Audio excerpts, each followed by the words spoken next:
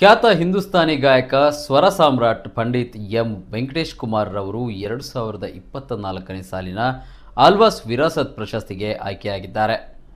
ಆಳ್ವಾಸ್ ಶಿಕ್ಷಣ ಪ್ರತಿಷ್ಠಾನದ ಅಧ್ಯಕ್ಷ ಡಾಕ್ಟರ್ ಎಂ ಮೋಹನ್ ಆಳ್ವಾ ಅವರು ಈ ಮಾಹಿತಿ ನೀಡಿದ್ದಾರೆ.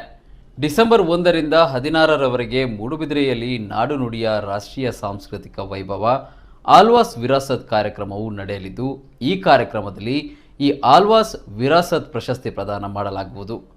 ಬಳ್ಳಾರಿಯ ಲಕ್ಷ್ಮೀಪುರದಲ್ಲಿ ಜನಿಸಿದ ವೆಂಕಟೇಶ್ ಕುಮಾರ್ ರವರಿಗೆ ಜಾನಪದ ಗಾಯಕರಾಗಿದ್ದ ತಂದೆ ಹುಲೆಗಪ್ಪ ಅವರೇ ಮೊದಲ ಗುರು. ಬಳಿಕ ಪುಟ್ಟರಾಜ ಗವಾಯಿಗಳಿಂದ ಗ್ವಾಲಿಯರ್ ಮತ್ತು ಕಿರಾಣ ಘರಾಣ ಶೈಲಿಯ ಗಾಯನವನ್ನು ಅಭ್ಯಾಸ ಮಾಡಿದರು. ಮಧುರ ಧ್ವನಿಯ ಗಾಯಕರಾದ ಇವರು ಸಾಂಪ್ರದಾಯಿಕ ಮತ್ತು ಭಕ್ತಿ ಸಂಗೀತ ಕ್ಷೇತ್ರದ ಅದ್ವಿತೀಯ ಪ್ರತಿಭೆಯಾಗಿದ್ದಾರೆ. ದೇಶ ವಿದೇಶಗಳಲ್ಲಿ ಸಂಗೀತ ಕಚೇರಿಗೆ ಲಕ್ಷಾಂತರ ಮಂದಿ ಅಭಿಮಾನಿಗಳಿದ್ದಾರೆ. 30ನೇ ವರ್ಷದ ಆಳ್ವಾಸ್ ವಿರಾಸತ್ 2024 ಇದು ಡಿಸೆಂಬರ್ 10ರಿಂದ ಡಿಸೆಂಬರ್ 15 ತನಕ ವಿದ್ಯಾಗಿರಿಯಲ್ಲಿ ನಡೆಯಲಿಕ್ಕಿದೆ.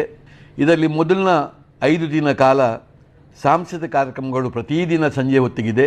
ಕೊನೆಯ ದಿನ ಆದಿತ್ಯವಾರ ಎಲ್ಲ ಕರಕುಶಲ ವಸ್ತುಗಳ ಪ್ರದರ್ಶನವನ್ನು ಆದಿತ್ಯವಾರದವರೆಗೆ ಮುಂದುವರಿಸಿಕೊಂಡು ಹೋಗ್ತಾ ಇದ್ದೇವೆ. ಹೀಗೆ ಒಟ್ಟು 6 ದಿವಸ ಕಾಲ ನಡೆಯುವಂಥ ಈ ಆಳ್ವಾಸ್ ವಿರಾಸತ್ತಿಗೆ ತಾವೆಲ್ಲರೂ ಸಂಸ್ಕೃತ ಪ್ರಿಯರು, ಕಲಾಪ್ರೇಮಿಗಳು ಆಗಮಿಸಬೇಕು. ಈ ದಿನಾಂಕವನ್ನು ಈಗಾಗಲೇ ನೀವು ಗೊತ್ತುಪಡಿಸಬೇಕು ಎಂಬುದು ನಮ್ಮ ಆಶೆ. ಮತ್ತು ಇದು ಎಲ್ಲರಿಗೂ ಕೂಡ ಒಂದು ಮುಕ್ತವಾಗಿ ಪ್ರವೇಶ ಇರುವಂಥ ಒಂದು ಆಳ್ವಾಸ್ ವಿರಾಸತ್.